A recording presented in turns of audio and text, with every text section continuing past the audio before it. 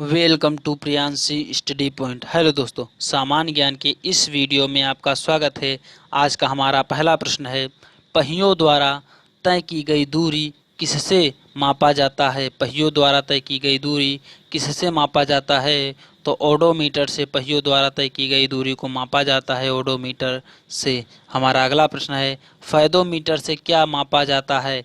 Fathometer से समुद्र की गहराई को मापते हैं, फैदोमीटर से समुद्र की गहराई को मापा जाता है।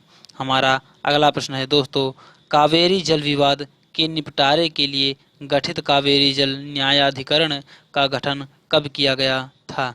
तो 2 जून 1990 को कावेरी जल विवाद के निपटारे के लिए गठित कावेरी जल न्यायाधिकरण का जो है गठन 2 जून 1990 ईस्वी को किया गया था।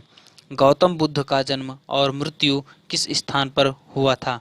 गौतम बुद्ध का जन्म और मृत्यु जो है किस स्थान पर हुआ था? तो जन्म लुम्बिनी और मृत्यु जो है कुशीनगर में हुई थी। गौतम बुद्ध का जो जन्म है ये लुम्बिनी में हुआ था और मृत्यु जो है कुशीनगर में हुआ था। हमारा अगला प्रश्न है, बांग्लादेश की मुक्ति के समय पाकिस्तान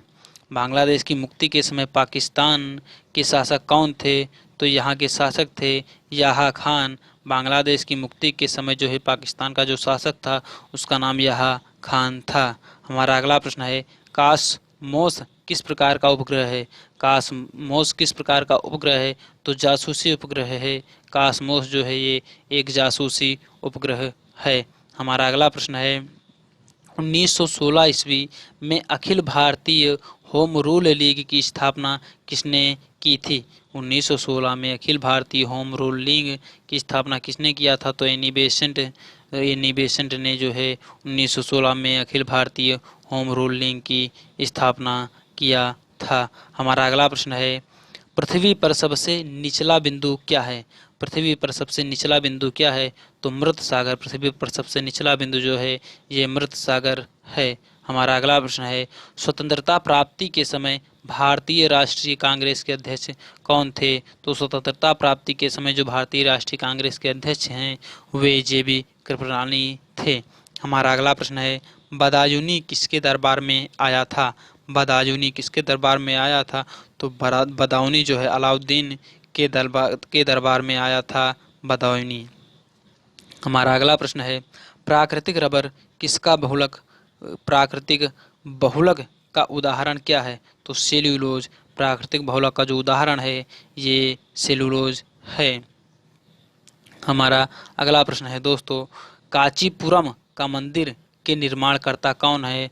तो कांचीपुरम के जो मंदिर के निर्माणकर्ता हैं उनके निर्माणकर्ता पल्लवों हैं, यानी पल्लव जो हैं ये कांचीपुरम का मंदिर का निर्माण जो है पल्लवों ने किया था। हमारा अगला प्रश्न है, राजस्थान नहर इंदिरा नहर किस नदी से पानी प्राप्त करता है? राजस्थान नहर यानी इंदिरा नहर राजस्थान में जो है ये किस नदी से पानी प्राप्त करता है? तो ये सतलज नदी से इंदिरा नहर जो है सतलज नदी से पानी प्राप्त करता है। हमारा अगला प्रश्न है दोस्तों, प्रतिजैविक किससे बनता है? प्रतिजैविक किससे बनता है? तो प्रतिजैविक जो है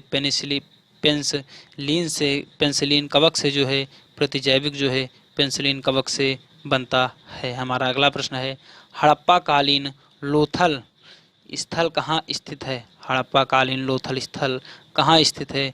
तो ये गुजरात में स्थित है। हड़प्पा कालीन लोथल स्थल जो है ये गुजरात में स्थित है। हमारा अगला प्रश्न है दोस्तों, कालाजार का रोगवाहक क्या होता है? कालाजार का रोगवाहक क्या होता है? तो सिकटा मक्खी जो है ये कालाजार का रोगवाहक होता है। हमारा अगला प्रश्न है, सिंधु घाटी सभ्यता किस प्रकार की सभ्यता थी? सिंधु घाटी सभ्यता किस प्रकार की सभ्यता थी? तो सिंधु घाटी सभ्यता जो है ये शहरी सभ्यता थी। सिंधु घाटी सभ्यता एक प्रकार की शहरी सभ्यता थी। हमारा अगला प्रश्न है, सिंधु घाटी के लोग किसकी पूजा करते हैं? मोस्ट इम्पोर्टेंट प्रश्न है दोस्तों, सिंधु घाटी के लोग किसकी पूजा करते थे? तो सिंधु घाटी के जो लोग थे ये पशुपति की पूजा करते थे सिंधु घाटी के लोग। हमारा अगला प्रश्न है, चंबल और साबरमती नदी प्रणाली किस पर्वत को द्विभाजित करता है? चंबल और साबरमती नदी प्रणाली किस पर्वत को द्विभाजित करता है? तो अरावली पर्वत को चंबल और साबरमती नदी प्रणाली द्विभाजित करते हैं। हमारा अगला प्रश्न है दोस्तों, रुद्र सागर झील किस राज्य में स्थित है? रुद्र सागर झील किस राज्य में स्थित है? तो मध्य प्रदेश में जो है रुद्र सागर झील स्थित है। हमारा अगला प्रश्न है दोस्तों, यदि दो तत्वों की परमाणु संख्या समान किंतु द्रव्यमान संख्या भिन्न भिन्न हो, वे क्या कहलाएंगे? तो समस्थानिक यानी आइसोटोप कहलाएंगे। जब दो तत्वों की परमाणु संख्या सेम हो लेकिन द्रव्यमान संख्या जब भिन्न भिन्न हो तो उनको हम आइसोटोप यानी समस्थानिक कहते हैं। हमारा अगला प्रश्न है, स्पेन देश का राष्ट्रीय खेल क्या है? स्पेन देश का राष्ट्रीय खेल क्या है? तो इस स्पेन देश का जो राष्ट्रीय खेल है ये सांड युद्ध है, यानी सांडों से युद्ध किया जाता है। इस खेल में स्पेन देश का राष्ट्रीय खेल सांड युद्ध है। आई होप दोस्तों ये वीडियो आपको पसंद आया होगा। अगर ये वीडियो आपको पसंद आया है तो लाइक कीजिए और आप हमारे चैनल पर नए हैं तो सब्सक्राइब कीजिए। धन्यवाद दोस्तों, मिलते हैं अगले नेक्स्ट वीडियो में कुछ अन्य महत्वपूर्ण बेहद ही इम्पोर्टेंट प्रश्नों के साथ। तब तक के लिए जय हिंद, जय भारत।